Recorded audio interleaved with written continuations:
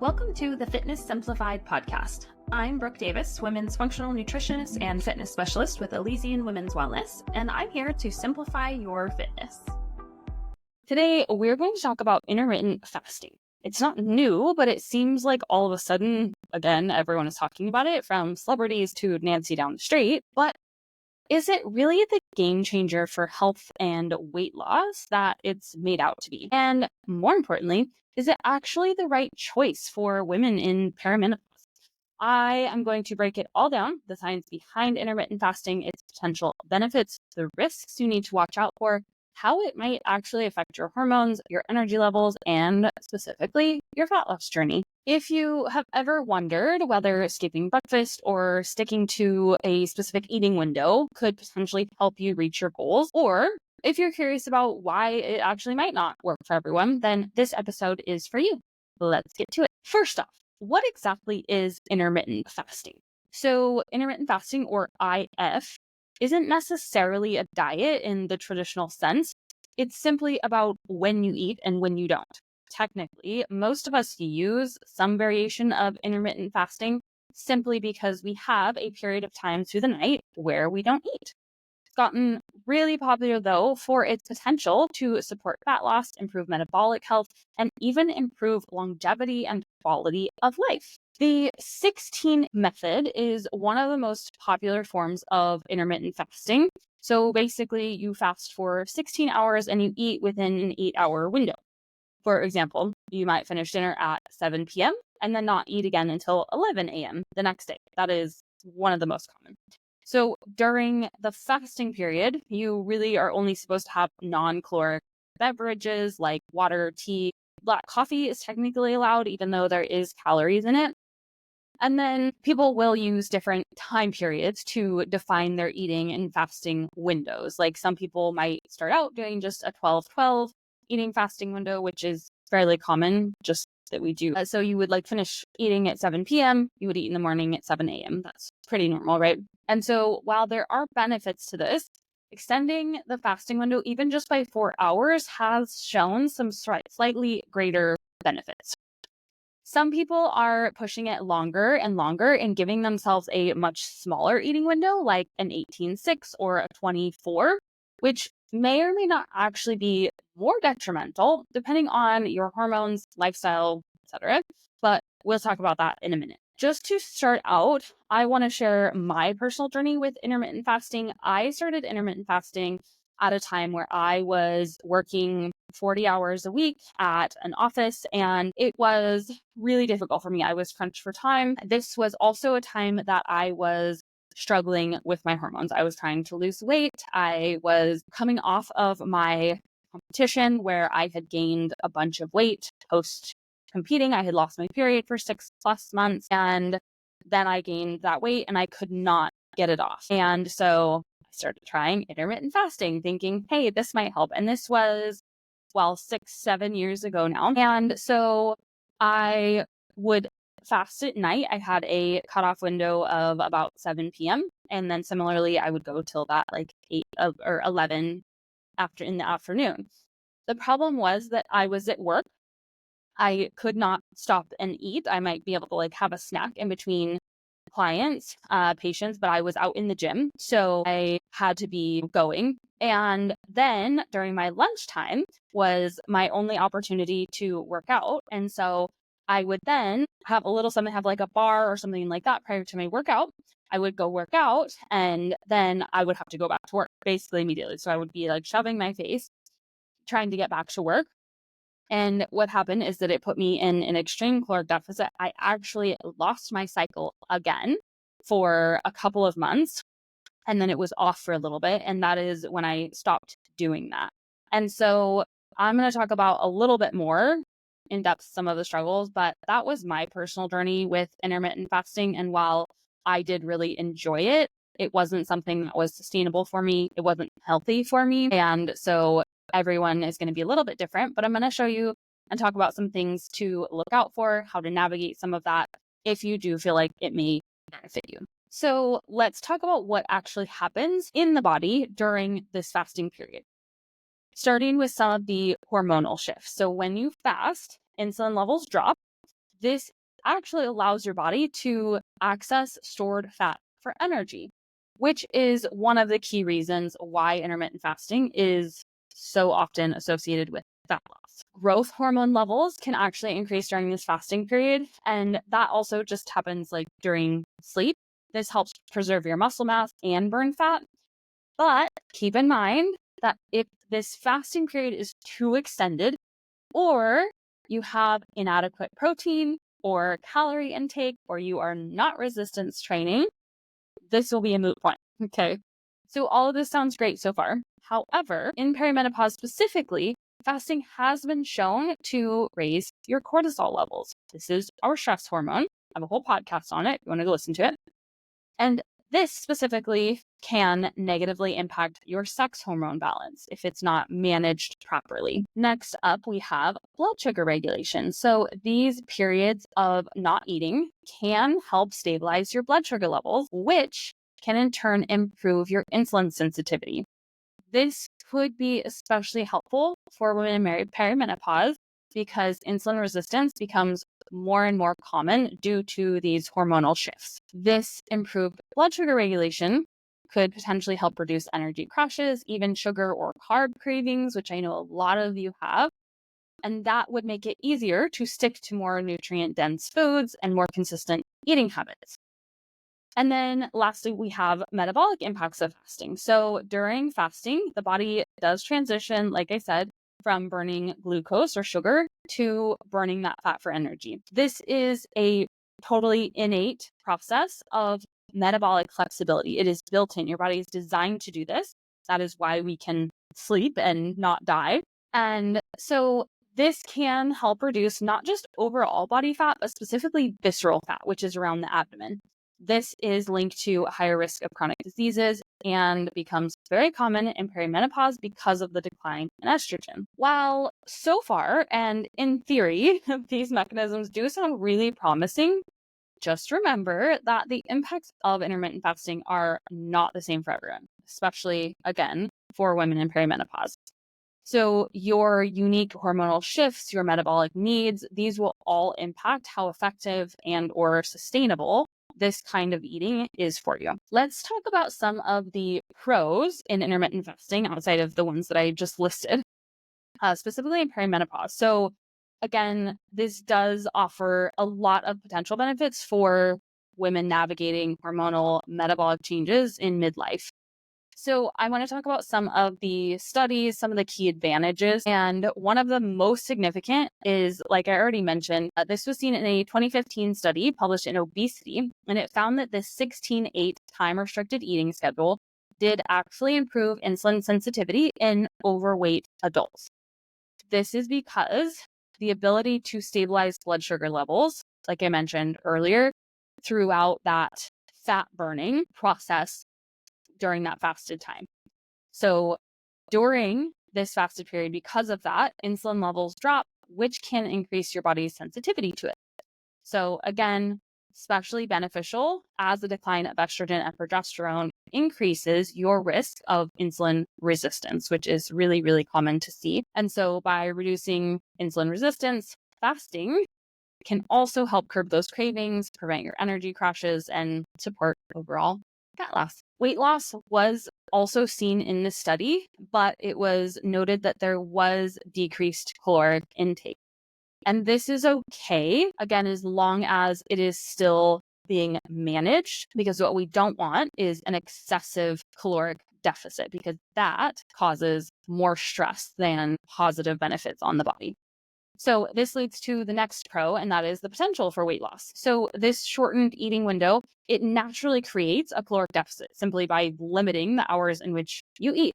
This can potentially lead to weight loss or help prevent further weight gain during perimenopause and midlife, when a lot of women are seeing just sometimes a constant increase on the scale, regardless of what they do, or the fact that they are not changing anything or think that they're not. So a lot of women do find that this way of eating can really simplify their routine, making it essentially easier to consume less calories without feeling more deprived. However, like I said before, weight loss results can vary depending on things like your diet quality, your activity levels, and of course, your hormones. So the next benefit of fasting is reduced inflammation. This is huge because inflammation causes a ton of issues in the body. So fasting specifically has been shown to lower inflammatory markers in the body, which can be really helpful during perimenopause when inflammation levels tend to rise. So this could be like your C-reactive protein. A lot of times inflammation just comes out of nowhere. Chronic inflammation is linked to a variety of health concerns like weight gain, joint pain, even mood disorders, changes. So this could help support a lot of different facets of your health.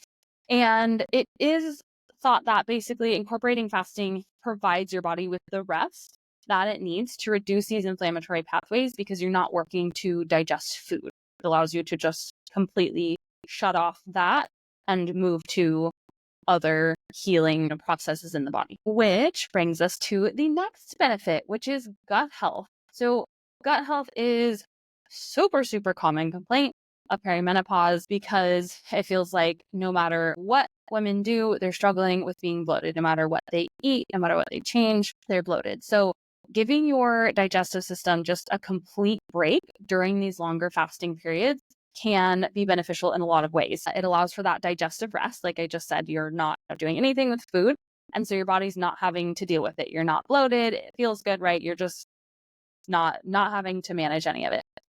It might also improve the gut microbiome diversity, which is huge. And that is part of the reason that a variety of fruits and veggies, the colors, all of that is so important because that helps feed a diverse microbiome. And that is what you want. So because that is a key factor in maintaining your overall health and managing weight. Of course, a healthier gut microbiome can also support better digestion. It improves your nutrient absorption, even helps regulate hormones like estrogen. For women in midlife, this change in eating can give the gut support to reduce or even eliminate things like bloating, irregular digestion, constipation, diarrhea even. And then lastly, we have seen cognitive benefits. So this isn't just about physical health, it also has brain perks. So during these extended fasting periods, your body produces ketones, which are an alternative energy source to glycogen. So we switch from that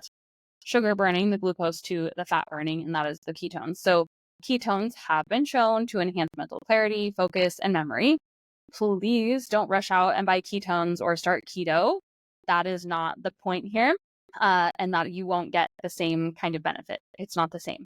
That's for a whole nother episode. But research published in Frontiers in Aging Neuroscience in 2017 suggested that fasting can support brain health and may reduce the risk of neurodegenerative diseases like Alzheimer's, which is really fascinating. For women in perimenopause who are having things like brain fog or memory lapses, these mental benefits can feel really life-changing. After hearing all of that, you're probably completely ready to jump on board. I don't blame you. But while intermittent fasting does offer a ton of benefits, it is not without some downsides, like I shared before, particularly for women in midlife already struggling with some hormonal variations, a ton of stress on the body.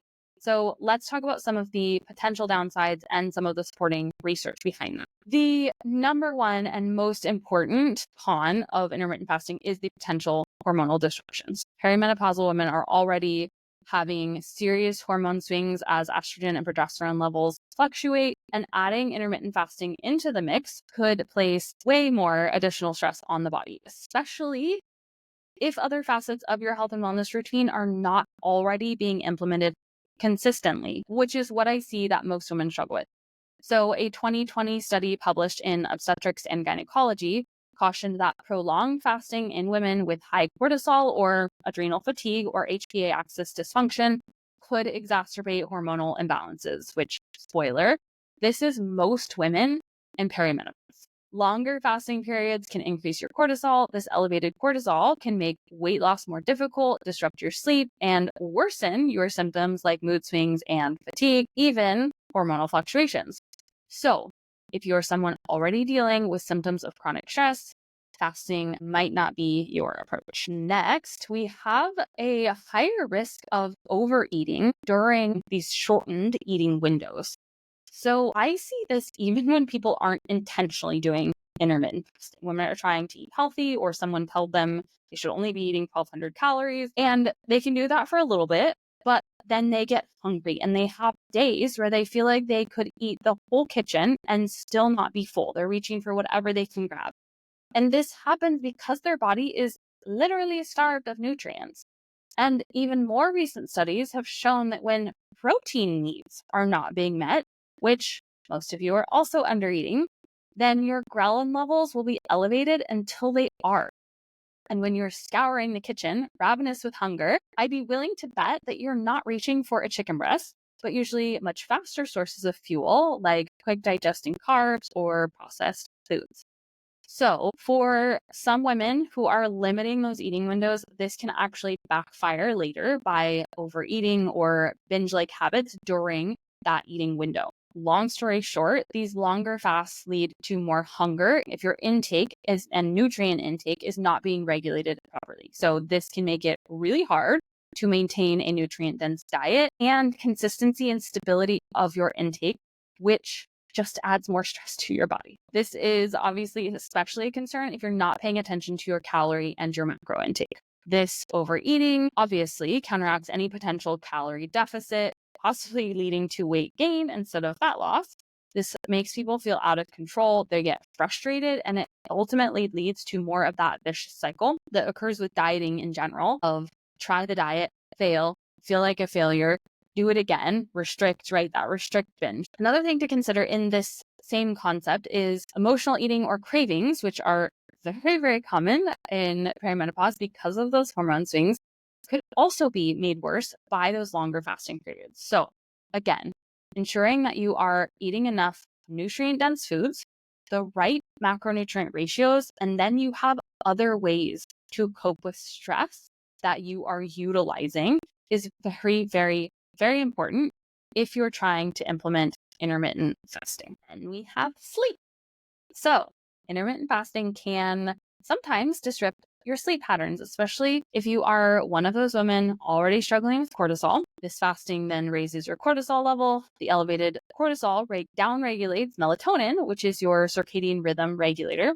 That makes it harder for you to fall asleep and stay asleep.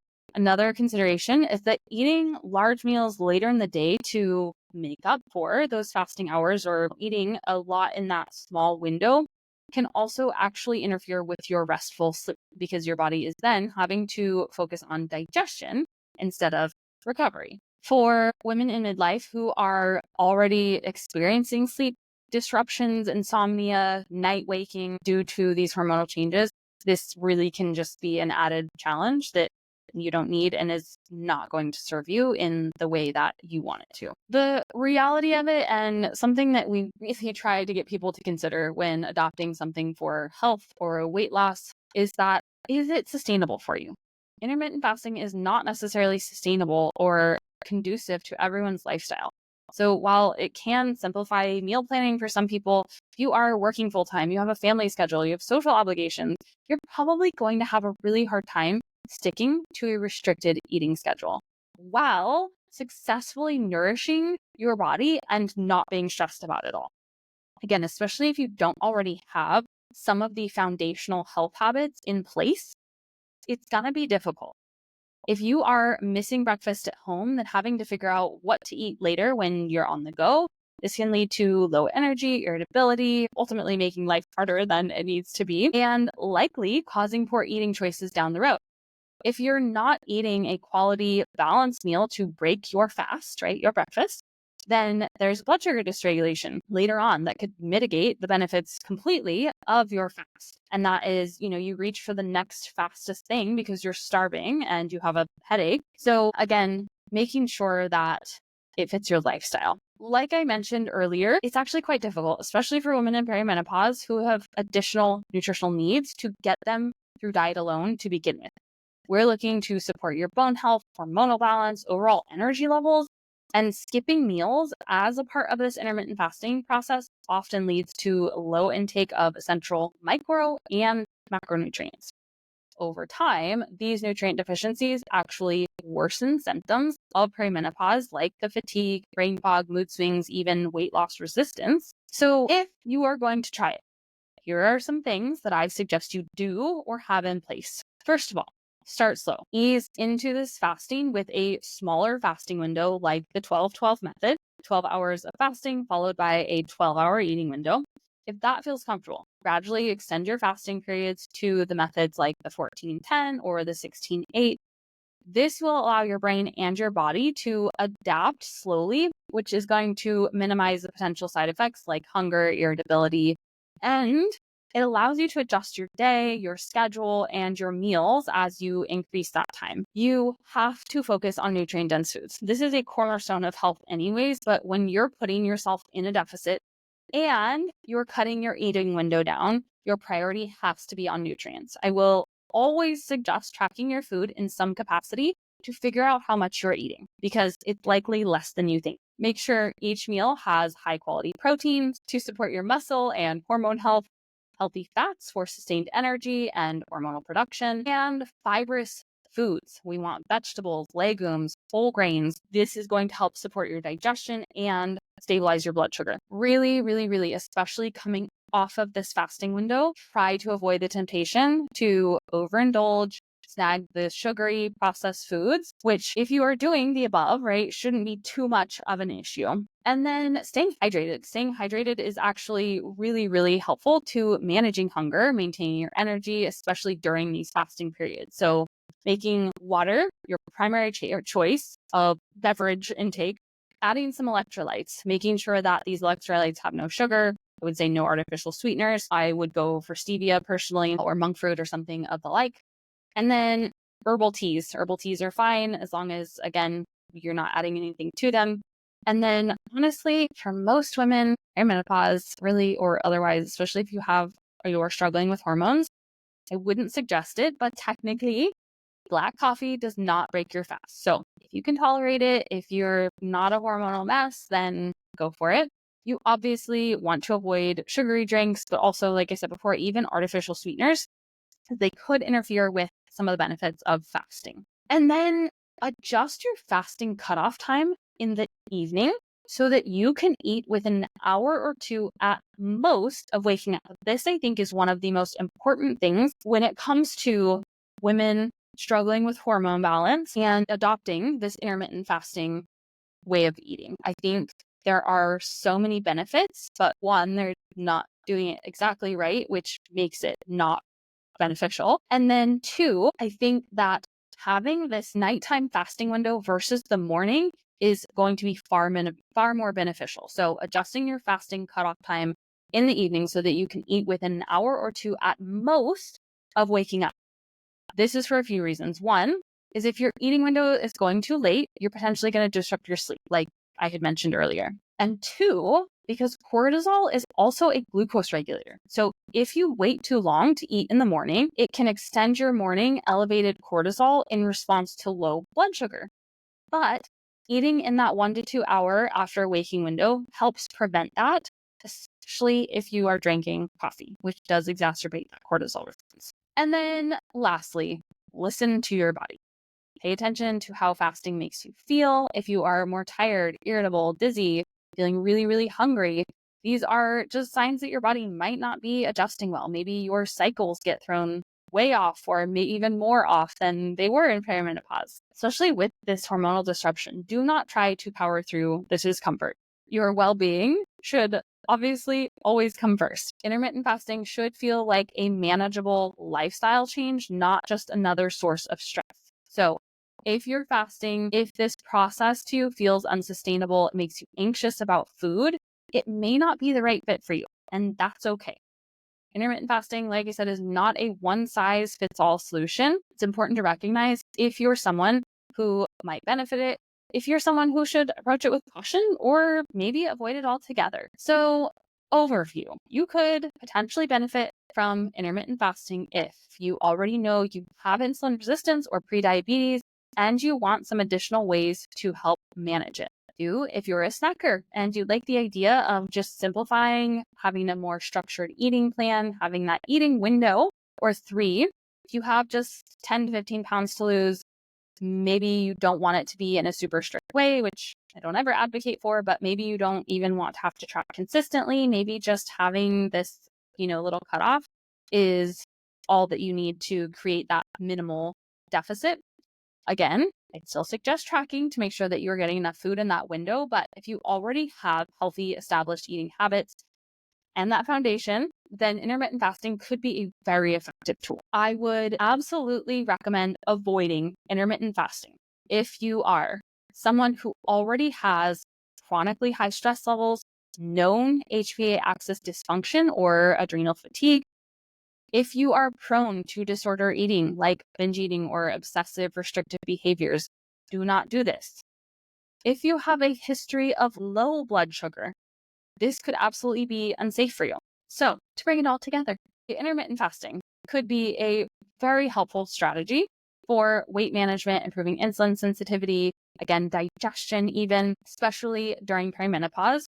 However, you have to take into account your hormonal health, your stress levels, and your lifestyle to determine whether or not it could be right for you. If it aligns with your goals, it feels sustainable, again, it could be a really great tool. But if it feels stressful, it causes negative side effects, there are plenty of other ways to support your health, balance your hormones, and support fat loss. So if you are looking for more guidance with your health and hormones, I've got something to help. In the show notes, I have linked our healthy hormone blueprint and recipe guide for actionable tips on creating sustainable eating and lifestyle habits that work with your hormones, not against them.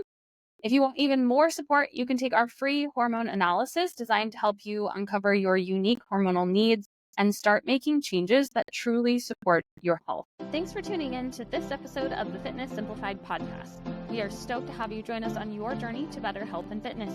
If you have any questions, suggestions for future topics, or just want to chat, feel free to reach out to us on Instagram at Brooke_Elysian and Facebook linked in the show notes, or via our website, ElysianWomen'sWellness.com. If you enjoyed what you heard today, we would be thrilled if you could take a half second to leave us a 5-star rating and review. Not only will you be helping others find our show, but you'll also be entered into our monthly $100 giveaway for new reviews. If there was something you heard that was helpful or impactful, please screenshot it, tag me, and share what it was so that we can bring you more. Plus, you'll be entered into our monthly Legion Recharge post-workout giveaway. New episodes drop every Monday, so make sure to hit that subscribe button and stay tuned for more. Thanks for listening.